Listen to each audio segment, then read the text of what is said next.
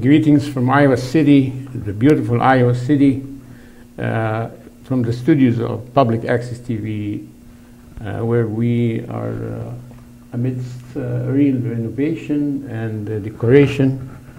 So bear with us tonight. Everything would be ready very soon, and we'll have one of the most elaborate studios in the whole universe. Of course, I have to start my program by thanking the city of Iowa City for hosting us. Today is the third episode to be aired on the channel 4 of Iowa City. On my left side is my co-host, Dr. Thacker, and on my right side is Lora and Allison from the Iowa City School District. Yeah, thanks for having us. And Lora, I don't want to take all my time now. I'll do the credit at the end, but you are invited to tell us today about the Positive Behavior Intervention Program. And you brought with you for the first time, we are honored to have Allison today to tell us about how does she do that. Okay, your floor. Okay, so thank you for having us. Thanks for all the support that you give to our district and education through these shows. And today we wanted to highlight the positive behavior interventions and supports implementation that we've been working on in the district for a while. Since I started the job as Director of Learning Supports a few years ago, we have really worked as a district to revive PBIS, it's short for PBIS, and we wanted to just share a little bit about what it is, and so that the community could understand many of the great things our schools and our staff at the building levels are all implementing to provide prevention for students to learn and demonstrate positive behaviors, but then also how we go about the process to try to provide a positive response when students don't display the behaviors that are expected, and all of the systems and strategies and practices that we have in place to try to help buildings do that. And so that's just an overview of what we wanted to come talk about today, and I was lucky enough to invite Allison Freitag to be here today too. She has been a teacher for several years and recently was a teacher at Junior High. Exactly, right? Yes. And so I too was a teacher at one point, but it was a much longer time ago than Allison. And then you became a principal of Wickham Elementary. Exactly. Before you moved to the VIP place somewhere. I think it's called the ESC, actually, not the VIP, but that's okay. That's what I call it. There we go. And well, really, the VIPs in our district are the students, and those are the people that we're trying to support through PBIS, because we really want to set all kids up for success and focus on prevention. So that actually is what PBIS is about, and then to provide in addition to that safe, supportive school and classroom environment, we also want to celebrate all of the great positive things that students are doing, because that's a really big part of PBIS, the P part, of course, of being positive. And so we could talk a little bit about that too, some of the things that are happening. But Allison's role specifically is kind of a new role. It's not a new position. We just kind of changed the focus and the type of work that this position does. And we really were looking for someone that had that K-12 perspective, because the implementation components for PBIS at kindergarten are going to be different than, for example, at a high school. And so what we are really excited about is that she's been able to get out almost to all of our buildings already this school year. And here we are, it's just September, to try to provide support for the PBIS team in each building, working with the principals, the representatives on the PBIS team, to try to help them with implementation and action plans, and just kind of see the lay of the land first, to try to get a feel for what's in place, what can we do as a district to try to help provide support to the building levels even further. And so she's just, a month and a half into her position, but she's already been a huge help and service to the buildings and to us as a department as we try to implement PBIS. Let me do some a little bit personal thing here. When you selected Allison, were there special traits, special qualities that you find in I imagine, of course, like you had 27 applicants. How did you select Allison? That's a great question. It was a really difficult but challenging in a good way selection process. So that's funny that you ask, because we did have some really strong candidates, and I knew that this position might attract someone who was very invested from their classroom teaching experience. She has 13 years, right? 14 years of teaching in the trenches. At junior high level? Actually, I've had a variety of different experiences. So some of my experience has been at the junior high level, some has been at the high school level, and then I also spent some time at a state institution in Iowa teaching there. So I've had quite varied experiences, rural settings, urban settings, and so I think that brings a variety of different experiences to the table when working in schools. Excellent. So she just explained a little bit why I selected her. Yeah, but best experience. Yes. So I think that broad range of experiences, as well as I think first and foremost, being an effective educator, being an effective classroom teacher, is someone who understands that there really is not a split between academics and behavior. And so we're really teaching the whole child. And PBIS is a way to take a look at understanding that a student's social and emotional and behavioral development is as essential as their academic development. And in fact, everyone needs to make sure that they feel safe and that they have support and are also in a rigorous academic environment in order to learn. And so PBIS, the framework and the implementation practices really connects both of that. And so I know from talking to others who knew of Allison that her classroom teaching practices were solid. And because someone who's able to work with others in the district and to support PBIS has to first and foremost value how hard teaching is. Definitely, and the dedication and the skill and the talent and the care that goes into that. So it's kind of all of those factors, I think. Well, a remarkable thing that you notice when you visit the headquarters of education here is the fact that, I remember years ago when I used to do this program, even before that. And you go there, you see the administrators, they are all the good old boys, right, in suits. And now it is, you see females everywhere in the leadership position. And I think this is a success, definitely. Something very good is happening there. To put all these young ladies in this position of leadership where they can replace the traditional, conventional role of men to be the administrators and ladies to be the classroom teachers. And I think that may explain our earlier conversation about the approach being more proactive than reactive. The old-fashioned way would be, reactive. So, yeah, I think that's an excellent way to go. So tell us about this reactive, proactive. So as a classroom teacher, I think most classroom teachers who are excited about what they do every day, one of the best parts about being a classroom teacher is getting to build relationships with your students. And by doing that, you form these trusting bonds with your students, and then they're able to learn from you because they're excited about being in your space. One of my favorite parts about my new role is that I now get to do that with building administrators and PBIS teams, and I see all of those people working really hard to build those relationships with the students.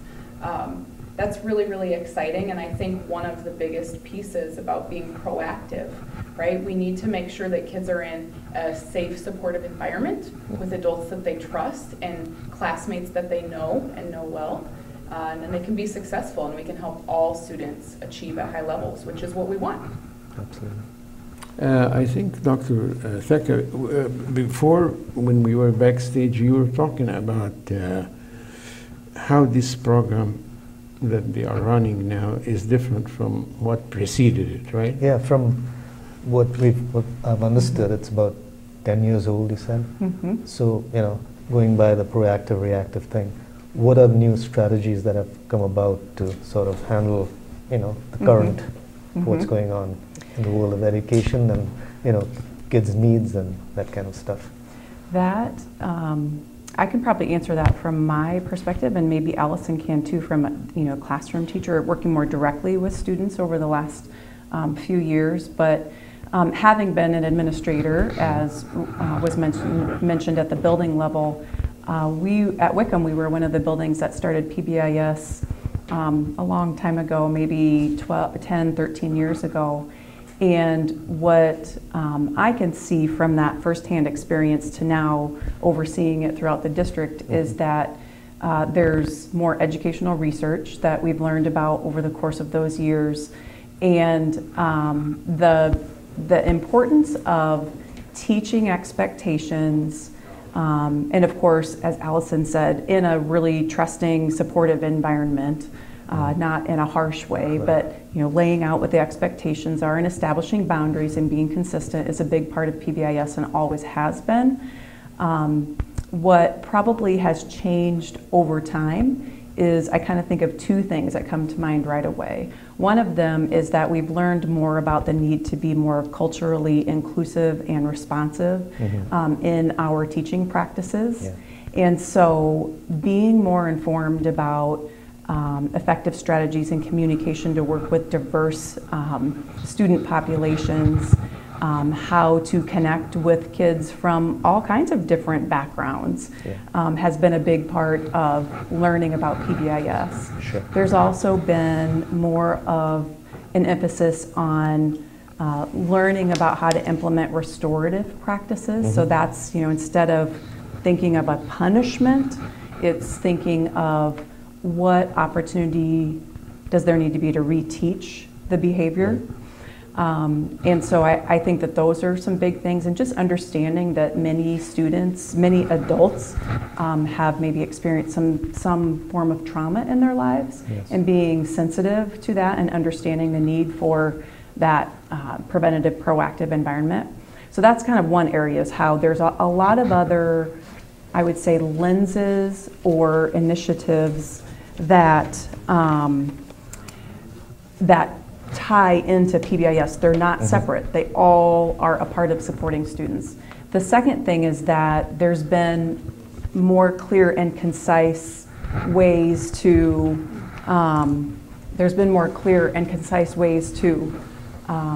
implement interventions. Sure. And so in the past, there was a lot of focus on individual interventions. So if you needed some extra instruction and behavior, we'd curtail an intervention just for Allison, for example. What the research has shown over the years is that the first response when you recognize that there are students who need some extra instruction and behavior is make it simple, make it easy to implement, and use some standard protocols to be able to do that. And that saves a lot of time in the learning environment, because if you and you and you all have individual plans, then that is a little harder to pull off and do well.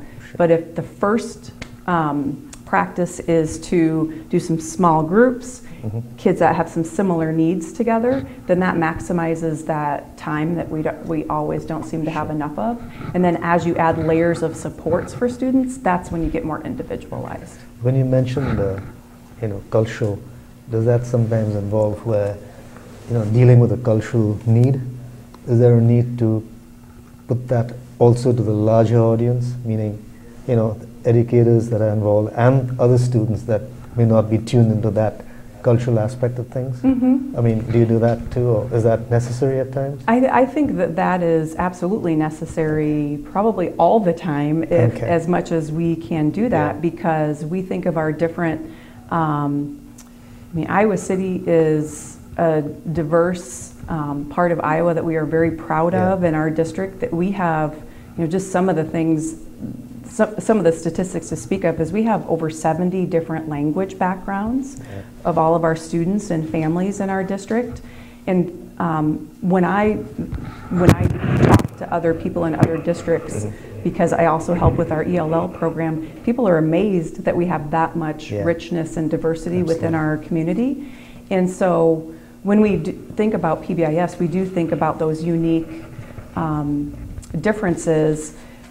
And what are the teaching practices to try to teach the expectations and to try to acknowledge, and how do you bring in families and to be a part of that? Because as Hani mentioned, is maybe we did things the same way for so many years, and now we're understanding that we need to align our best practices, not only with academics but also with how we support people from all different kinds of backgrounds. I want to ask you, Allison, about something I've been thinking about for many years, concerning of course, the philosophy of multiculturalism, whether you agree with the terminology or you don't. Let us say cultural differences and cultural diversity. Well, in some kids, they grew up in an environment that has certain kinds of behavior that is considered normal. And when they come to the West and they live here, people start to look, oh, this is not right. For instance, I came from the Middle East, from the area of Turkey and Cyprus and Egypt and all that. Somebody sitting in front of a lady putting his legs crossed like this is not acceptable. Absolutely. I mean, this means that I insult you. So sometimes it is very little thing that kids can do that has to do with their culture. Are you putting this into consideration or taking it into account when you deal with conflicts? Oh, definitely. I think the great thing about using the PBIS framework within our MTSS or multi-tiered systems of support that we have already built into our schools and the way that we're kind of working and framing things is that PBIS isn't just another thing, right?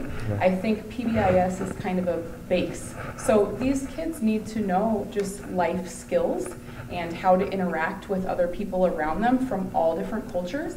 And I think that by teaching some basic expectations and also teaching that there are so many different cultures that kids interact with each and every day, and some of the of those cultures is so important for our students, and we're doing that now K-12, right? We're starting to expand that within all the schools K-12. So it's really exciting, I think, that we have this opportunity to interact with students and they're able to, again, be educated as a whole child, not just focusing on academics, but going into social, emotional, behavioral components as well, and differentiating for all of the students and all of their needs. So we have differentiated academically, and now we're also doing that socially and emotionally and behaviorally. So it's really exciting.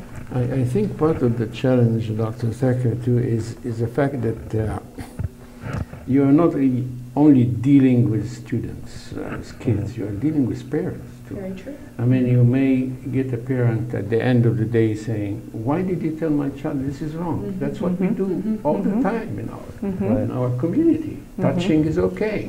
What's wrong? He didn't do anything bad. So he said, no, we don't do that here.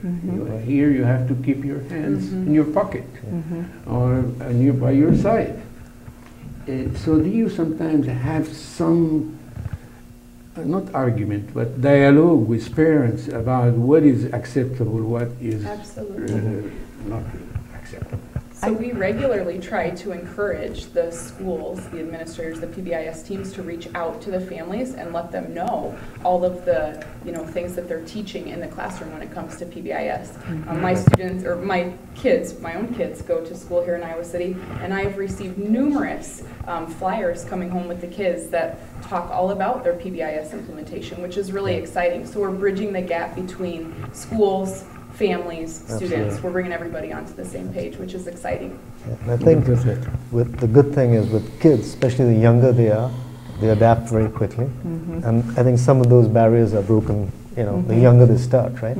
So, and from what I've noticed, just over the last 25, 30 years, I mean, everything you guys are saying, the progress has been very positive. I mean, it's a whole different world now.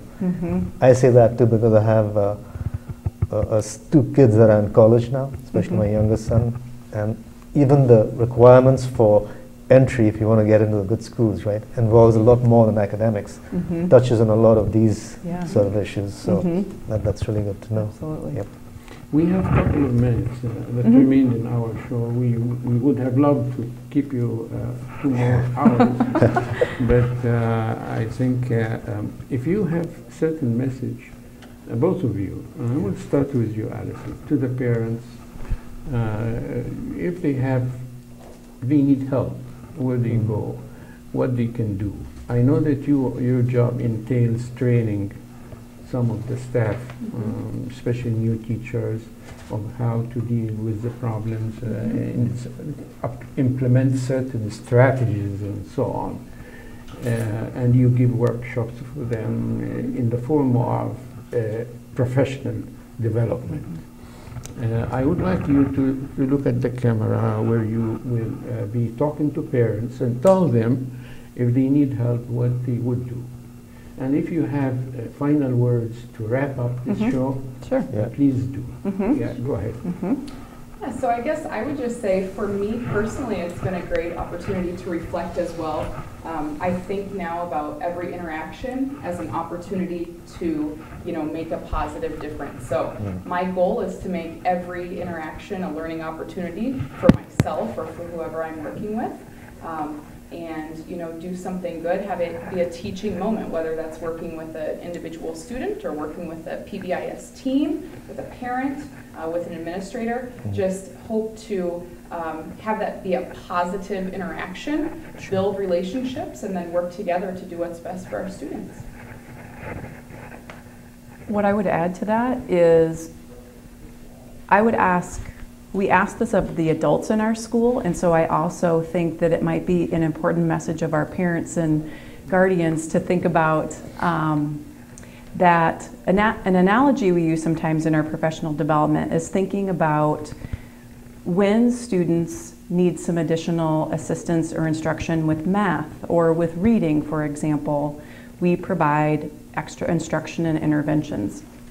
And typically that's really widely accepted by our parents and guardians in our community because we all understand the need to catch up. If there's a little bit of a learning gap, then we want to provide that extra instruction so that students are at grade level or at the expected levels of proficiency.